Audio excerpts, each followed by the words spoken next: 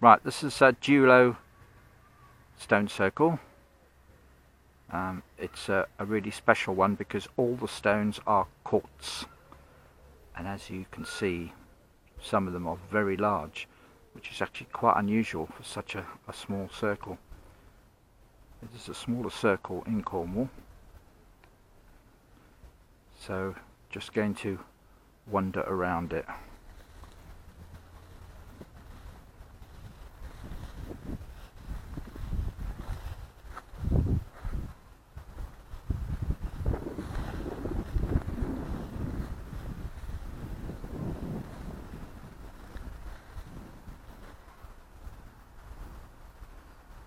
A friend of mine calls this one the guardian stone and won't actually go into the circle, believing there is a bad circle. So take of that what you like.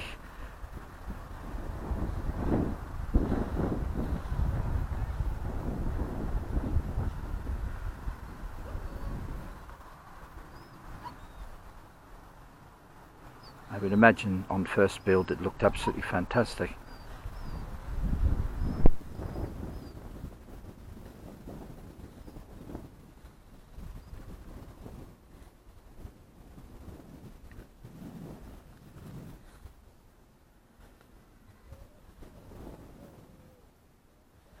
You can see the fallen stone through the centre there.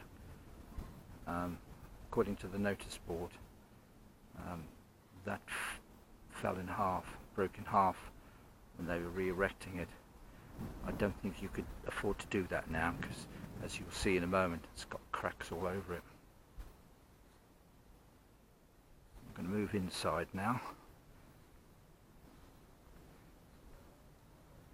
and we'll go straight to that stone.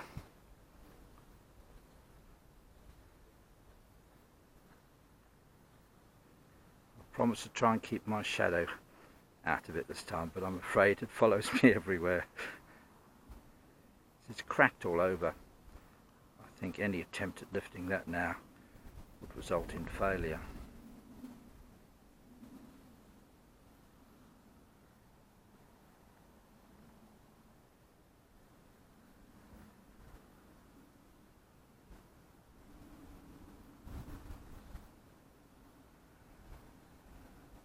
This is a huge stone, absolutely huge.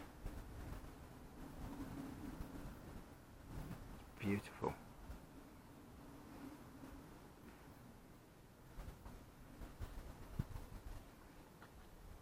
This is obviously the remains, one assumes, of a larger one.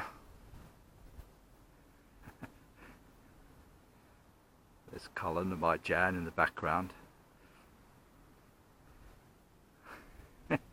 I was tempted to say there's one of the original builders in the background there, but I won't.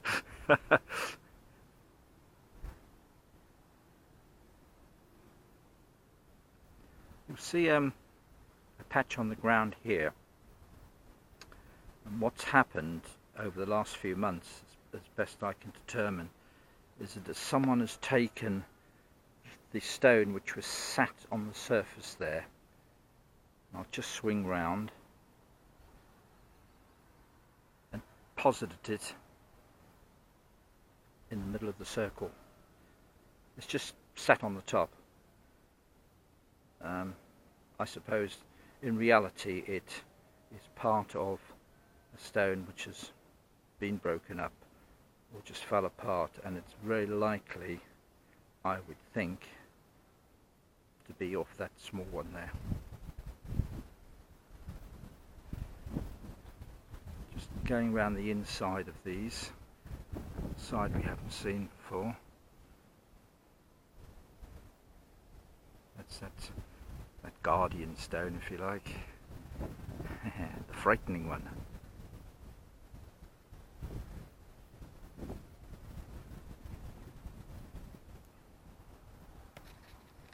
I'm going to move a bit sideways on here because otherwise I'm going to be into the sun in a moment.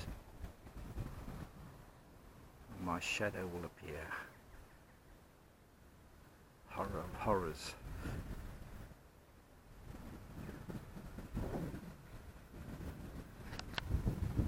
Now this stone here, which I haven't looked at properly, it's got a very interesting lower section to it.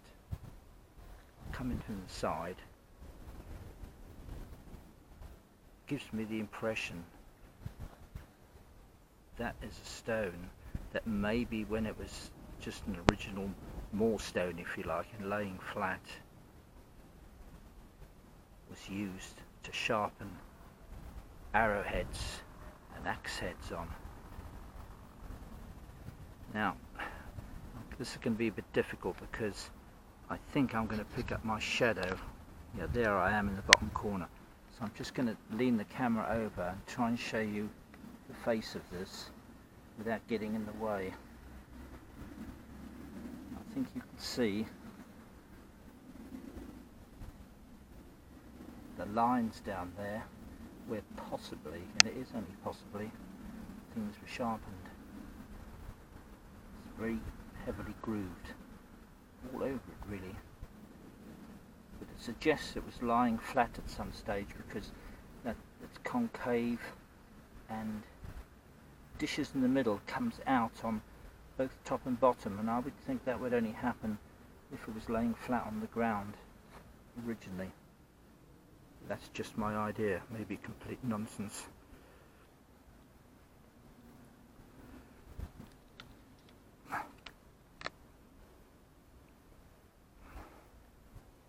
Just pop outside the circle again and get some views from outside. I'll just get out of the sunlight as such and then swing back.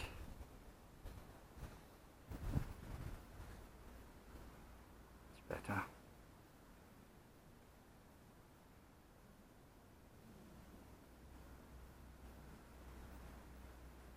But I think we'll all agree it's beautiful. I think its size of the stones denotes its importance, because these must have taken some shifting wherever they came from.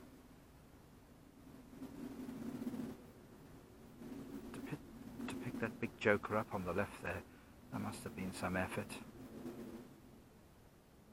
No doubt they must be in the ground.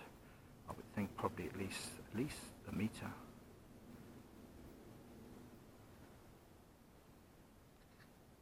So there you go then.